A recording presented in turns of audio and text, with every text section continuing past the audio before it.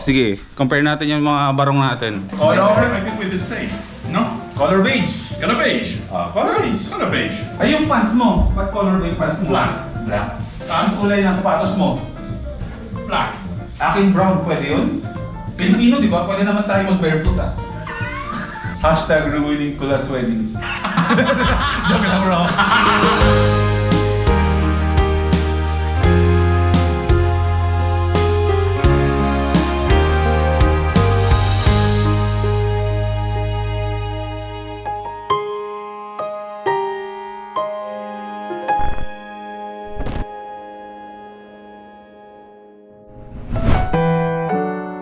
Welcome back to another episode.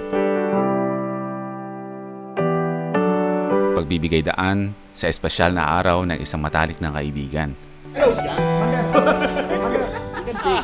Hindi ko ikakat yun. Hindi ko ikakat yun. Sabi mo? Ulit mo. Sige, sige. Okay, welcome back to Katiil. Kasama natin si Commander Daot, Welcome back to Manila. Thank you, sir. Welcome again to Luzon. si Jandy, Hi bro. si Pope, Buddy. Best friend, let's go. at sa wakas, nag-cruise din ang landas namin ni Madman. Long time.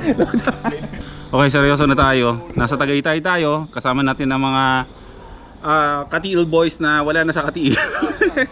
Yung mga kaibigan natin from Davao Oriental o kahit saang sulok ng Mindanao, nandito kami. Magkakasama kami lahat, bro. Parang wala sa Manila. No? Yung lugar Ha? Welcome back, bro. Nice meeting you again. Nandito kami ngayon sa transient house ng kaibigan namin. Shoutout kay Mac Crews, bro. Maraming salamat sa pagpapatuloy at hindi kami nahihirapan maghanap ng matutuluyan dito at nagpa-fog na talaga, oh! Ang sarap. Ngayong araw, magkakasama kami dito lahat dahil bukas ay kasal na ng aming kaibigan na si Kulas. Yun dahil lang kung bakit dito kami. Oh no! Oi! Yeah! Magsusuot ako ng barong. Let's go! Barongers! Oh. Bawang girls. Oh, what's the rule ba? Ano ba dapat? Barong. Bawang, regular color, na beige. Or nude, or mocha. Sige, compare natin yung mga barong natin. Color, I think we're the same. No? Color beige. Color beige. Color beige. Color beige. Color beige. We're almost the same, and I still have a price tag on it. And then the rule is regular color. Regular color. Oh, I have the Chinese color. You're okay. Okay lang? You're in check today. I don't think anyone would mind. Bichiwang. Ito is mancha eh. Mancha na eh. Pwede na to! Pwede Pwede na, ay! Basta bawang! Basta barong at Pilipinyana ang sabi, di ba? Oh, why don't you wear a Filipiniana? Di ba? He wears the Filipiniana and you wear the bawang. No? No. Oh, because you don't want to wear the Filipiniana. Oh, I forgot the name. Pilipinyana. That one, Filipiniana. Wow. That one. Galang tayo ngayon ah. Galang, I need to remove the price tag, otherwise maybe they'll know. How much? 3,000. Ano yung wala akong mata ko? 1-3. 1-3. Ito, how much? Wala lang, ano lang. Hiram lang. We have a friend ba na nagpaparent ng ganito? Oh, okay. Ay, yung pants mo. What color ba yung pants mo? Black. Black. They fit at one point in my life. Are those my pants? O tapos, what Oh, my color pants yung... are right, okay. Ay, ano color yung ano mo? Ang kulay ng sapatos mo? Black. Akin brown, pwede yun? If someone looks at your feet, then you tell them, stop looking at my feet. Di ba? Pilipino, di ba? Pwede naman tayo mag-barefoot ah.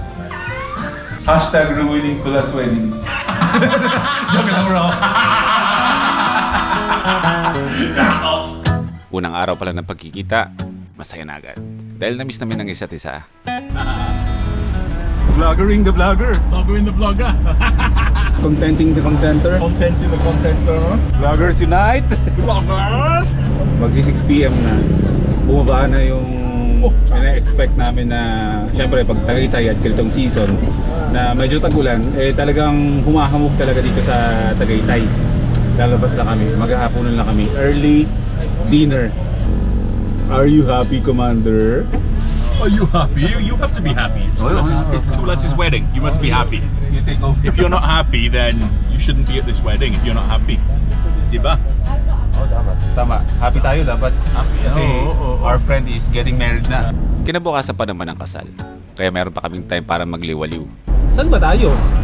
Unahan pa. Unahan pa. Paglabas ng main road. Mahogany Street yun, bro. Yung pupuntahan natin.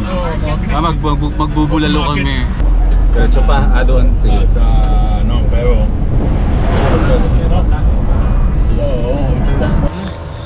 Hindi first time na kumain ng bulalo sa Tagaytay. Palengke siya ng mga baka ba? Pwede rin dito kumain sa taas, parang ganun. Mahogany Market, let's go. Market, 24 hours. 24 hours. You know what else is 24 hours? Oh. Do you know? Ano?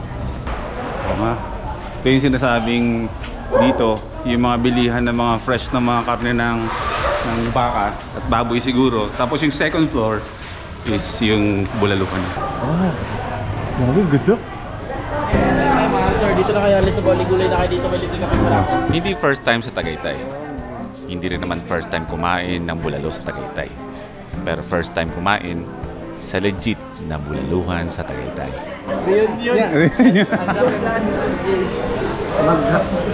Food hopping daw. Kain lang tayo ng kaunti. Tapos lipat na Lipat ulit? O sige. Lagi yung tatandaan, ang partner ng bulalo is yung tawilis. Crispy tawilis. Welcome to Nana's Canteen. And we are the Bulalords. Thank you, sir. Bakit mo? Salamat. Ay, totoo nga, 20 nga. Sabi mo, 20. Sabi ko, 20 sili. 20 sili. Hirap mag-joke dito bro. Baby ka na. Ma'am Kat, seryoso guys, Ma'am Kat. Ay. Napaka-imposibleng mangyari na magkasama-sama kami ng ganito. Kaya misto lang lumabas na reunion na rin namin. Mami!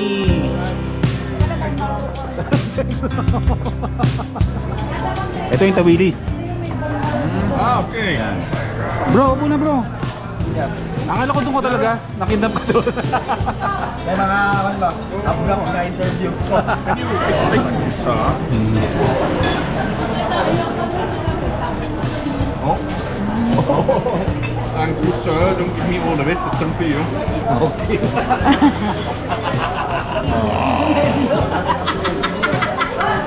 Oh, ano lasa?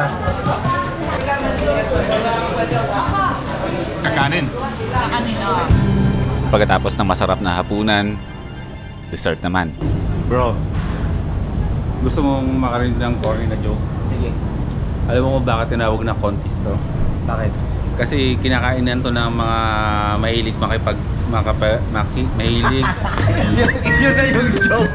Hindi mo masabi. Hindi.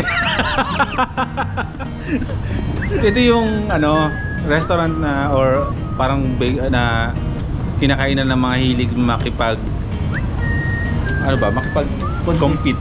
Makipag-contest sa iba. Corny ka. Ay, total kasama ko dito si Bro Jandy. Ito yung sa mga hindi pa nakakapanood, kaya ako nagva-van life ngayon, is ito yung naka-impluwensya sa akin na ayusin yung laman nung camper van. Ito ang real van lifer. Kasi hindi pa siya nagva-vlog. 16 years old ka bro, no? Yes. Nakatira na siya. Doon nag-start. As in literal na nakatira siya sa loob ng sasakyan kasi walang Wala akong bahay. hindi, loko may bahay ka. Wala lang daw siyang kwarto. Wala na akong kwarto sa amin. Hindi naman napilitan, pero ginusto ko rin na mag-van life tapos magtinda ng kahit ano. And nag-work naman, so yun na, nangyari na lahat. Yun lang talaga yung main reason. Nagbebenta ako ng chili dog before. So, sobrang hectic ng schedule. Hindi na ako makauwi sa bahay. So, doon na lang sa van natutulog. So, yun yung start. Yung start na pag-van life mo talaga. Tahimik na pag-van life. So, nung nabili natin si Watod, wala talagang balak. Ordinary van lang talaga siya. Nung nakita ko yung van niya na mayroong custom bed, nagpa-custom bed din tayo hanggang sa ganun na yung nangyari. Hanggang na-develop si Watod hanggang naging super van life na. Hanggang sa bumigat na talaga siya. Hanggang umugot-ugot na. Tumanda bigla. Tumanda bigla. Kinabukasan, araw na ng kasal. May tambok. I have a question. Ah, What's your mission? Samok. Ha? Sabok. Because you look like a missionary. We look like a missionary. You look like the mafia. Stop over muna kami. On the way na kami papuntang kasal nila Kulas at Catering. Nasa Indang Cavite kami ngayon. Umuulan. Pero sakto-sakto yung ulan kasi kakain kami ng lechon pares mami dito sa Kabayan. Pares mami. At wala kaming choice kundi dito kumain. At mukhang masarap ang pares talaga dito. Dahil naman, marami naman tao kumakain. Magkano yun, no? 110? 110 pesos bro. Oh, pares. Rice. And the rice with coke na, no? Cheers. Oh, cheers. Pastor Plumber. I think I guess, no. DJ. Bono. Oh, pwede yun, ha? Feel the beat. Feel the beat. Oh? Super plumber. And this is it. Wedding day.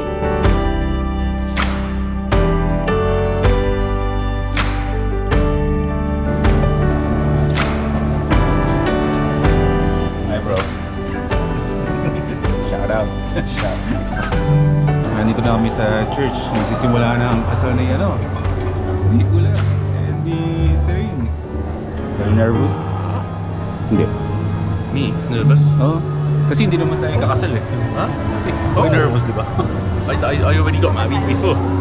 I know how it is. No, I don't know how it is. I forgot. It's a long time ago.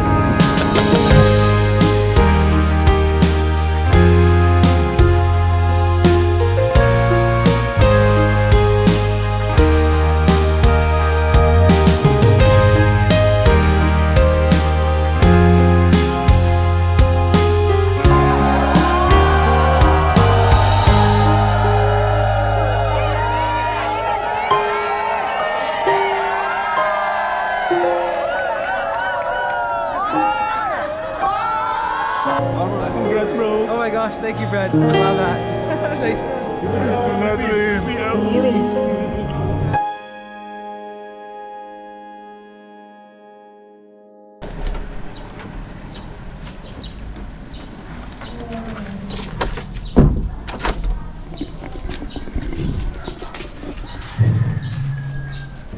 AM na yata kami nakabalik dito sa transient house para makapagpahinga.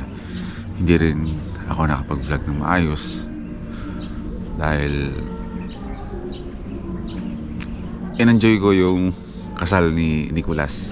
Wala ako ibang ginawa kundi enjoyin yung bawat moment na makita ko siyang masayang, parang parang kasi parang sa tagal namin magkaibigan ni Nicolas ngayon ko lang siya nakita sa ganung moment ng buhay niya na kinakasal na siya. So sabi ko hindi na ako mag-vlog. Enjoy ko yung moment na nakikita siyang masaya. So wala akong ginawa kundi titigan lang siya sa stage. Silang dalawang mag-asawa yung kakasal. My God, ngayong araw si Kulas may asawa na. Sa tagal ng panahon na magkasama kami na wala kaming ibang ginagawa kundi mag-travel, magkasama, palakasan sa isa't isang ganyan. Malaki ang nagawa niya sa akin bilang isang vlogger ba. Kahit ako parang mixed emotions ako na iba na yung mundo niya ngayon. Hope ko yung happiness sa inyong dalawa ngayon, bro, ni Terine. At happy ako para sa'yo, happy ako para sa inyo, at maraming salamat sa inspirasyon na binibigay mo sa akin off-cam bilang isa sa mga tunay kong kaibigan. Maraming salamat. Masaya ako, bro, para sa inyong dalawa. Masaya ako para sa'yo. ako na-excite ako kung ano yung next na mga gagawin mo sa buhay. Papanoorin at papanoorin kita kapag hindi tayo magkasama. Congratulations ulit sa inyong dalawa. Ngayon, inaantay ko lang yung kaibigan ko si Mac na pumunta dito kasi dapat meron pa kami mga ganap-ganap ngayon, pero yung mga boys kami lahat pagod. On cue. Sakto. Good morning, bro. Hey, Rox. Bro, Mac. Sa'yo din yan? Si Madonna to. Si Madonna yan? Madonna. Hindi, makabagong Madonna yan eh. Tay, good morning po. Daddy ni Mac. Commander, coffee time. Bug ka kagabi. Siyempre.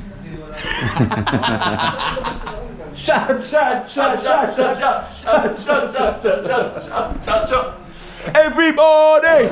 Si Bro Mac, konting kwento muna kay Bro Mac. Kaibigan ko to, kaibigan namin nila Direct Gino. Siya dati ang nakakasama ni Direct Gino sa three-wheeler, mga tuk-tuk gaming ba nila, mga adventures nila. Ngayon into riding naman, ikaw bro ng motor na, no? naman, oh. Idol ko kasi si Boy P. No? May Madonna kaya naka-Aerox tayo. Makabagong ano yun eh, makabagong Madonna na yan eh. You know? Ay bro, salamat sa ano, sa pagdala mo dito sa amin. Pasensya na po, yun ang talaga nakayanan. Pasensya.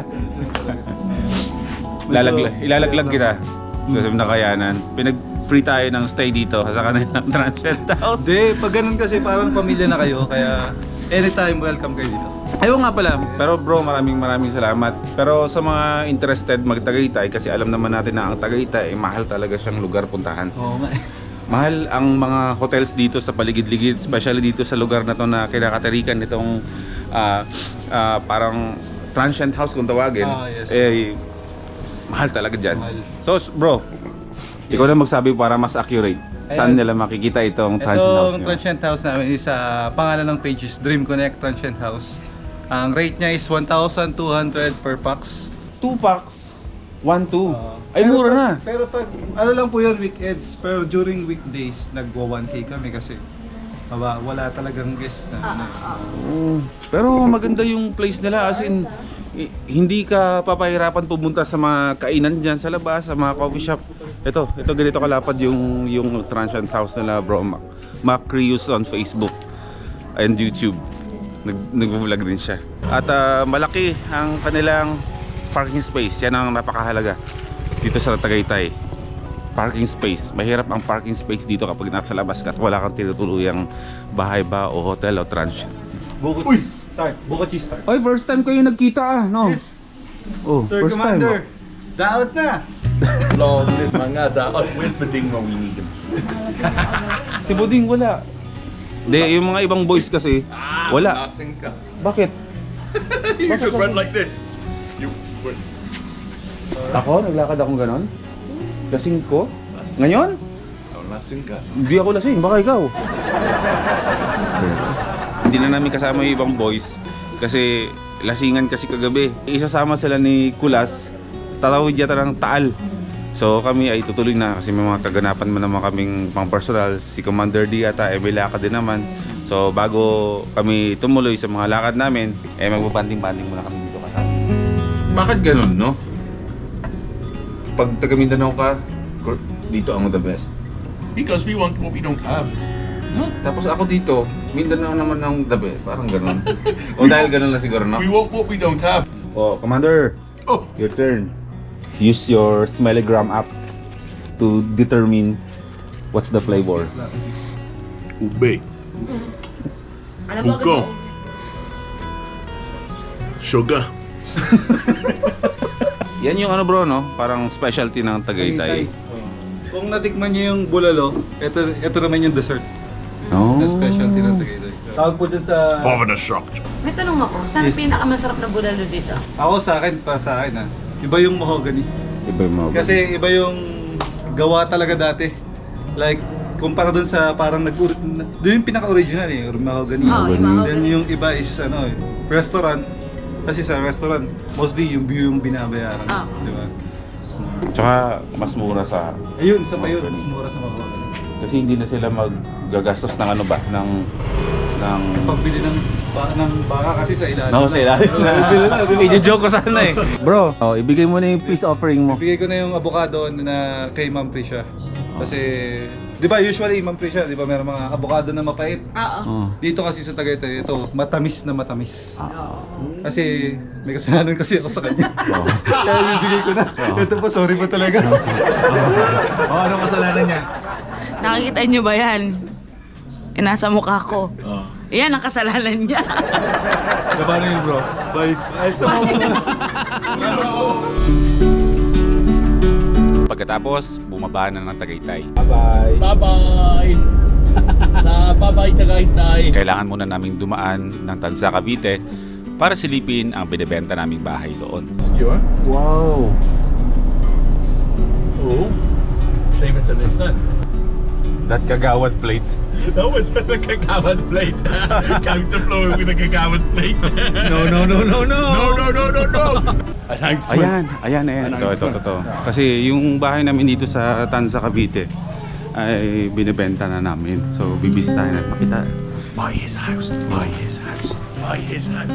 Buy his. Hindi na kasi namin na titirahan dahil nga nag-move na tayo sa Nueva Vizcaya.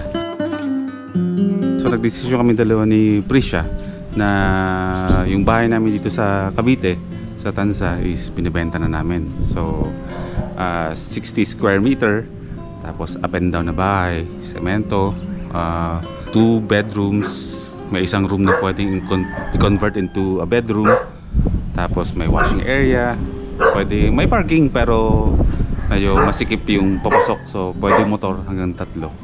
So sa lahat ng mga interested ay i-message nyo lang ako sa Instagram, Boy First Time, para sa details. Mura lang to and negotiable. Nasa heart mismo ng Tanza, nasa gitna siya ng city. Let's go.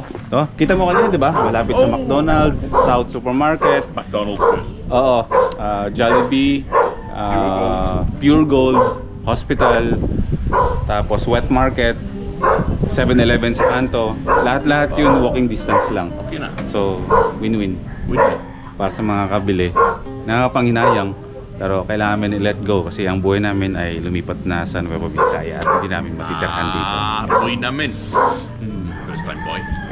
At bago kami magkahiwalay at i-drop namin si Commander Daot sa Alabang, cravings muna. Drive-thru tayo! Tayo. Drive-thru!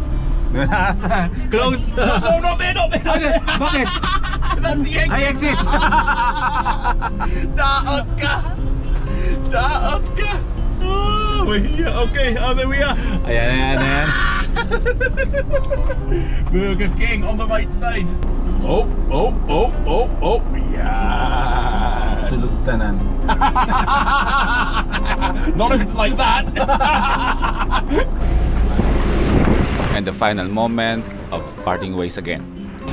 Bye-bye. Bye-bye. Bye-bye, Daots. Bye-bye, mga daot. Bye-bye, mga first timer. Long live mga Daots! Pansamantala. Soon, babiyahe kami dalawa. Bye-bye.